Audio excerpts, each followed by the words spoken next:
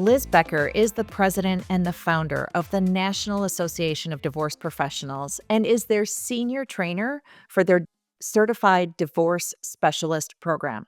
Liz has 2 decades of experience working with divorcing clients and the professionals who serve them. Now, because of her work, Liz is able to easily spot issues that create obstacles for all parties in the divorce. She loves educating people on how to communicate more effectively and how to achieve positive change in their lives, both personally and professionally. Liz has a passion for and a commitment to improving the way families experience divorce, and she supports the professionals who work with them. Liz, I am so happy to have you here with me today. And I'm even happier to be with you today. Thank you for having me, Tracy. Well, I think it is so great to have you here today because divorce is so difficult. Most people who are going through it have never been through it before, and they don't know what to expect. And I know that part of your mission with NADP was to bring some quality to the services being provided by divorce professionals, right? Absolutely. And how do you do that? What do you do to help make sure that there are quality attorneys and coaches and financial people being involved in the divorce process? Well, that's a really big question with a lot of different answers. So I am definitely going to try to summarize it because, of course, every unique person, an individual that's going through divorce has their own specific needs that need to be met. But what is most important is that the professionals that they're working with are going to have a holistic understanding of the process, right? Everybody has their own lane that they're in, but it is imperative that they understand more than just their lane because unfortunately, there's a lot of scenarios where someone will give their advice and their guidance throughout the process, but they've overlooked a very important fact or issue from the other lane, whether it is a financial professional overlooking a real estate issue, or even an attorney overlooking a financial issue, or a real estate professional overlooking a financial or tax implication. All of these little things at some point that will overlap that they just didn't know. It wasn't their fault that they didn't know at that moment, but there are a lot of post-settlement issues because of that. So, to answer your question, what makes a spectacular professional, someone that is really well equipped for the divorce process, is someone that's privy to all that information. Not saying that they need to know everything in every lane and profession, but A, have a basic understanding of the entire process. Um, B, also have a great resource of other professionals that they can bring to their clients for that expertise in those situations that they are unaware of, right? And those are really, really important to know. Who do you have on your team? So just as it's just as important for the client that is hiring someone to know who is on their team, who do they have access to, who are their resources and go-to people. And so when you ask that question, it all about education, all about who they have on their team, all about what is their record in reference to vetting. Do they have any disciplinary actions on their license, right? What is their history in helping other clients? Because that also goes in benefit of the client themselves and in benefit of the other professionals that are working with them as a resource. So I think it's a really holistic picture when we say, how can someone really be spectacular, this professional, or how can they be outstanding at serving divorcing clients? It involves so many different areas and also how they communicate, right? What kind of empathy are they providing to their clients? What is their ability to be both a professional and also have that empathy and understanding for what their client's going through? And it's not just another transaction or not another number, that their service is not just affecting their client's present moment, but it's affecting the family's future lives. And there's such a big part of that. So you want to make sure, and I wanted to make sure that professionals knew that and that it's forefront in their mind that it's not just about the business. It's about how do I really do everything possible to provide the best service, to provide the best experience for my clients, especially when the experience of divorce is so horrific. And like you said, that there are so many unfortunately, that have to go through it for the first time and second time and third time as well, unfortunately, right? So, I think that involves those main things. If I were to summarize it all together, it would be that education, to be educated, and to have the right empathy and communication skills for their clients, and definitely the right resources and have other professionals that have that same, those same criteria, right, and variables.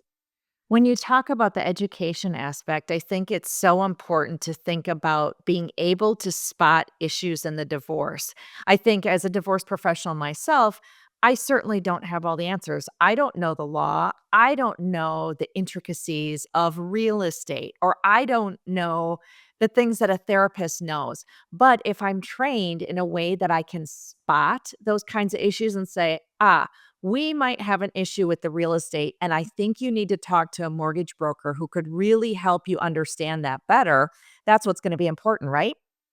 Absolutely. That's actually exactly what I teach in our certified divorce specialist training because of that, because if you don't know what you don't know, then you're not gonna stop at that point. So, it would first just having a basic understanding of what are the real estate implications so that when you are with your clients and that pops up, that's when it'll be brought to your conscious awareness, "Oh, wait, you know what? Let me go ahead and reach out to this amazing realtor that I know has a specialty in divorce that's gonna be able to answer that to me or directly to the client, either or."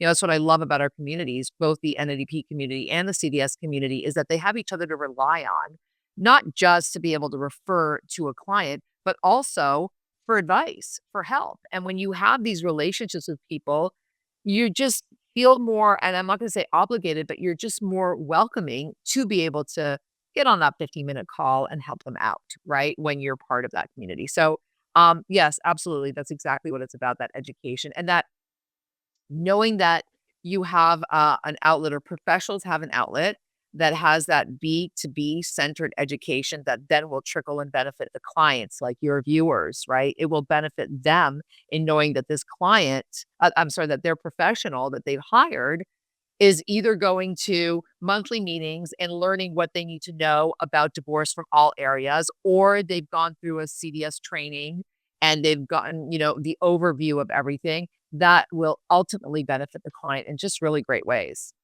So the certified divorce specialist designation, who is able to take that training and get that designation? Sure.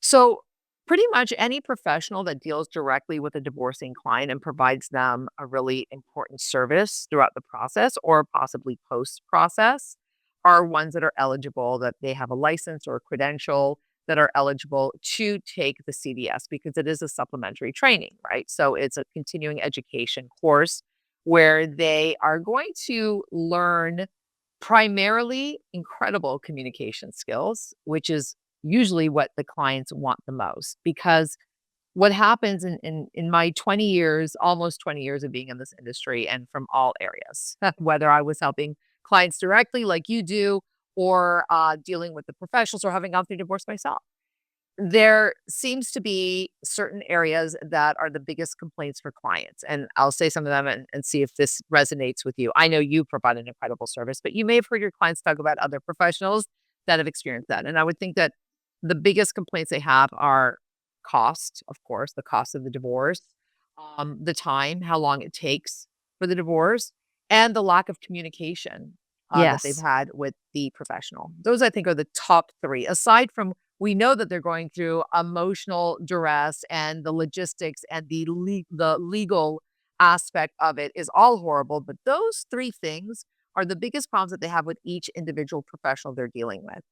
And the truth is that in order to correct this problem, all the professional has to do are the 2 things that we discussed, right? The length and cost is ties in with managing the client's expectations through communication, is making sure that the meetings that they're having with their clients are smoother, making sure that being able to gather the right information from the clients or even explain to the client on how to gather that information or what they need, that's all saves time if you have the right communication skills. So that handles the first two part, and the third part of the just the communication is exactly that, right? Is what way are you speaking? How are you delivering the information so that you can make sure that your output matches a client's input so that they are able to maintain their own emotional states throughout the process and feel more empowered that they have this information rather than them being confused all the time, which is what they are, right? So all of these things I think are extremely important. And that's why I included them in the training, which is like I said, the communication skills focus. And then at the end, we do have a second part of the training, which is all those legal, financial, mental health, and real estate implications. They're not going to learn how to be all those professionals and those specific professions, but they will have a holistic understanding to do what you said before. When they're dealing with the client, they know, oh, that's a real estate issue. I'm not so privy. Let me reach out and find out the answer or recommend a certain professional that's on my team, that's in my reach, that I think will take care of them well. Is the certification available to divorce coaches? Because I hear you saying that attorneys can do it. I think financial advisors can, forensic accountants like myself, real estate professionals. But what about divorce coaches in general? Absolutely, absolutely. As long as they have a coaching certification and there are certified coaches, then they are eligible to do the CDS and become a CDS because it's supplementary to their coaching experience, right? A lot of the divorce coaches out there are part of, there's some great programs out, but they're part of programs that don't necessarily focus on that communication skills. It focuses more on the logistics.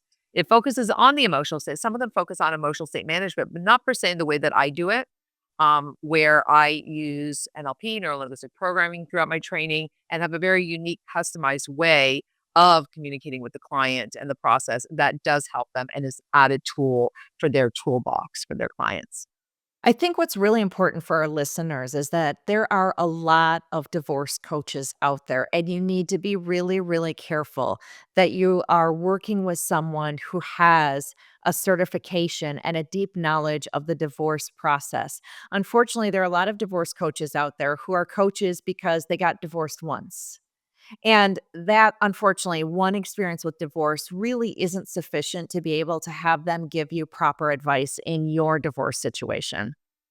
100% Tracy. And I even say this in my training when I'm teaching coaches. The really important part to understand, and all of your listeners should really pay attention to this if they are going to hire any kind of divorce coach, even a professional that is coaching them in that specific, because everybody are really coaches, right? You're coaching your clients financially. And, it doesn't necessarily mean that they have this holistic divorce coaching. However, one of the primary aspects of coaching for you to be able to be objective and a good coach is not to use your personal experience when you are helping a client. That is not how you should be helping them. And I see people doing this all the time. People's individual experiences in divorce should definitely be a catalyst in wanting to help others through it, but it Mhm. shouldn't be foundational and it shouldn't be what you're using as an example for your client. They are a clean slate. And even though a client may have gone through similar challenges as you did, or there may be little similar things that you see, it is a different divorce with different players in the game. And I hate using that analogy because it's not a game, but there's different actors in this movie, right? There's different judges, different attorneys. So it is not the same. It never will be the same. And every coach should treat that client as such. And if they haven't had proper coaching training, then they'll do exactly what you just said they'll do. They'll just, have gone through it and maybe have done really well in their divorce or have learned some things or want to try to help others avoid the mistakes that they made. That's really not enough to be a divorce coach. Okay, so I'm getting divorced. I've never been through this before. I need to hire a divorce attorney or maybe a financial professional, maybe a divorce coach. It can be overwhelming, and I would love to hear some of your feedback on what clients should be looking for when they are going to hire this professional. Well, there's clearly a lot of things that you should be looking for. First of all, how did you even get to that person, right? Any professional should be able to educate you and provide valuable education that shares their knowledge, not just how great they are in their profession and how many cases they've won or how much they've made or saved and helped their clients. That's all lovely. But what you should fundamentally be looking for is Can they educate me on something? Do they really know their expertise in that way that I'm a layman? I'm not in their profession. Can they speak to me in a way that I understand what the process is and that it's simplified for me? That's one thing. So clearly credentials matter, right? And you can see those credentials based on the education they provide. And sometimes if you see that the education they provide for their colleagues is a great example. If they're able to teach their colleagues, then they should definitely be able to handle your case. I think that having a specialty in divorce, if we're not talking about attorneys, of course, that specialize in divorce, but most other professionals don't necessarily specialize it. So if they do have a specialty, that's golden. That means that they've invested their time and money and education to be able to do just that and provide a better service. Of course, I will say the communication skills aspect of it, any kind of training that they have in that realm is going to benefit it and benefit you and the experience. And how do they make you feel when you are in that meeting, in that consultation? What are you feeling in that moment? And do you feel that if it's genuine or not? Those are the 4 things that I think are really important to think about when you are. And finally, what are the resources? Don't be ashamed to ask them in an interview. So I understand that this process is gonna involve I need to hire a lot of different people. Is there a team that you work with? Are there other professionals that you work with that have a specialty in divorce that I would be able to rely on if I need be? So those are things that you should be asking because it is a village. It's gonna take a village to help a client, help your viewers go through divorce. They should know who is that village, and the best way to do it is when that village is connected, not when you're having different that's how I founded the NADP. That was a catalyst to actually creating the NADP, was to be able to create this community and this platform to give professionals the opportunity from the 4 different industries to create their own little village, right? So that's what I say is I think the main thing that they should be looking for.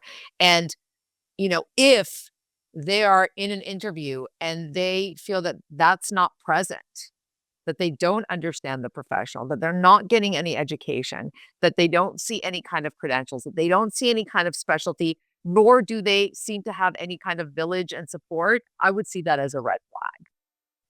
I always tell people go talk to 3 divorce attorneys at least before you hire one. Go talk to 3 financial advisors before you hire one. And I know that 3 sounds like, oh gosh, that's a lot of work for me. But I feel like if you have never been involved in divorce before, this is your first rodeo and you've not worked with attorneys before. You'll talk to that first attorney and you'll probably feel pretty good about it. Okay, I learned some things, they seem decent. And then you'll go talk to that second attorney. It's like, okay, wait a second. I see a little bit of a difference from the first one. And by the time you get to that third one, I think you have a real clear understanding of which of those 3 really knows their stuff and also which one you feel most comfortable with. Because you mentioned, how do you feel in that meeting? Because I know if you are in that first meeting with an attorney and you feel like they are trying to make you feel stupid, that situation is not going to get any better as your case goes on. Yep. And so I think it's important to be able to have that compare and contrast between professionals when you're trying to decide who to hire. 100%. Absolutely. I teach law firms now, and I teach law firms. We have CBS aligned corporate training for the reason that we want that experience, not just to be with the professional, but with all of the staff within the firms or the practices or the financial firms so that when this client, that feeling that they're getting does not start and end with the attorney. It starts with whoever's answering the phone. Mhm. It then leads with paralegals. It then continues with the attorney. There's this whole cycle of different touch points that a client is going to go through, whichever professional they're dealing with. And it's super important for that experience to be holistic and be done in a way in which they feel good throughout all of those conversations, not just one, because you could also be a professional. It's important for the professionals to know this as well. You could be having that genuine, authentic experience with your client. They feel great. Your viewers are in this meeting and they love this professional. They think that they understand them. They have this clear, this is good. I'm feeling good. And then they call to make a follow-up appointment or they have a question and whoever's talking to them on the phone is horrible, right? Whoever answers the phone, whatever information gives them a horrible experience. That may ruin the experience to the point that that person does not want to work with that attorney or that professional anymore. So also check that. Check when you're trying to hire someone, speak to somebody else in the office. See how they're feeling. Someone that's a good professional, their staff is going to be happy as well too. Their staff is going to reflect that. Some of Mhm. one of the best responses that we've gotten about their CVS Align program for law firms is that the minute that they started to get their staff trained, all of a sudden their clients are saying, "Wow, everybody's amazing. I got such great service from your concierge, from whoever called me to set the appointment." Things like that matter. So when you're hiring someone, look at them as a professional, but look at their surroundings. Look at their practice. Look at the other people that you're going to have to, and don't be afraid to ask. So I'm starting this process with you. Is there going to be anybody else that I'm going to need to deal with that's going to be asking me, can I speak to them? Can I have a quick call with them? You can interview that also. You interview them also, not just the professional. They should be happy that you want to learn that and know Right. them. There's a lot of times where you might be talking with a divorce attorney, and if you ask that question, they're gonna say, "Well, I will have an associate attorney who will work on the case with me." You really ought to meet that associate because more times than not, the associate is actually gonna do most of the work on your case, and so you wanna make sure that that's someone you can relate well to as well. Absolutely. Now, I wanna ask, are there some red flags that we should look out for when we are talking with divorce attorneys and trying to evaluate them? Well, I think I covered pretty much that in the reference of if you feel that the attorney is not speaking in a manner that you understand from the get go, unless you clarify and you give them the opportunity, because not everybody is perfect and attorneys have a lot on their plate. They're doing a lot of things and they're not necessarily consciously thinking about how they're communicating with you. They're more focused on the content of what it is that they're trying to share with you, rather than how they're sharing that information with you. That's why I try to teach them exactly that. So I wouldn't necessarily say initially if someone is not relaying information correctly that you just shut it out and all the other pieces are there. I would express myself. I would have you express yourself and say, listen, I'm really not understanding. Is there any other way that you can explain this to me? Give them that chance. If they fail again, then at that point you may want to, like you said, I love how you said the three.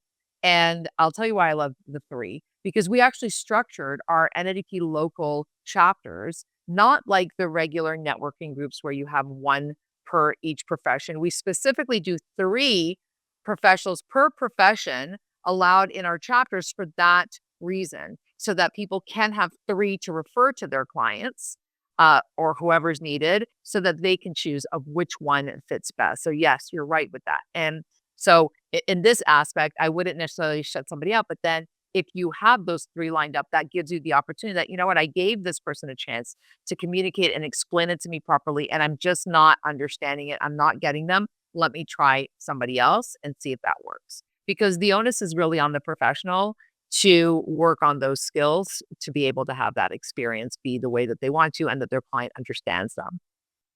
One more area that I want to cover before we wrap up, and that is the issue of experience. How important is experience when it comes to a divorce case? That's a tricky one because experience does matter, of course, in law, but it's also those resources that you have, because you may have an associate that may not have that much experience, but has the passion, has the communication skills, is working under an amazing attorney that they have to Mhm. refer to and can handle you brilliantly. And you can have someone that has experience for 30 years that is not paying attention to the case the way they should be and that don't have the communication skills. So I think that experience matters, but more importantly, it's the combination of all of what I just said. So even if you walk into a meeting with someone that has only have 2 years experience in what they're doing, but has gone the training, has invested the time, has specialized certifications, has this network, and is communicating brilliantly with you, I think that it's worth, continuing in on that and not saying, "Oh, well, they've only been doing this for 2 years." Now, if you come across someone that has no experience, no specialty, no connections, does not communicate, then yes, that I would be very wary of that. I would give that person time to do those things, and that's, again, on the responsibility of the professional that you're dealing with that should be looking for different programs or communities where they can better themselves so that their experience is not everything that matters. It's all the other, and that's how they're building their experience. Right. And listen, things are also innate. Some people just get into a job or a profession, and within a year, they're just shining and they're doing an incredible job. Well, I think that brings our conversation full circle back around to the holistic approach to it, where we are not just looking at what is the degree or how much experience do you have. We're also looking at what kind of skills do you have? What is your personality like? How is your communication? Are you empathetic, etc.? So I think that that is a wonderful place to end the conversation. We're going to put a link to the NADP website in the show notes, but tell everyone where to find the NADP. Sure. You can find the NADP at thenadp.com. There's a directory with our members as well. And you can also go to the cdstraining.com. There's a directory of all of our CDS designees as well, too, and our CDS aligned firms so that you would know that they all have their staff trained so that you know you're going to get a specific kind of service with them. So, if you're looking for a divorce professional, some great places to start are the NADP.com, the CDStraining.com. So, you're going to be able to see what divorce professionals out there have some of this holistic training and might be a great fit for you. Liz Becker, thank you so much for being here today. My pleasure. And thank you for doing all that you do for divorcing clients. And your listeners should really, really get your program as well because it's so beneficial for them. I appreciate you. Thank you.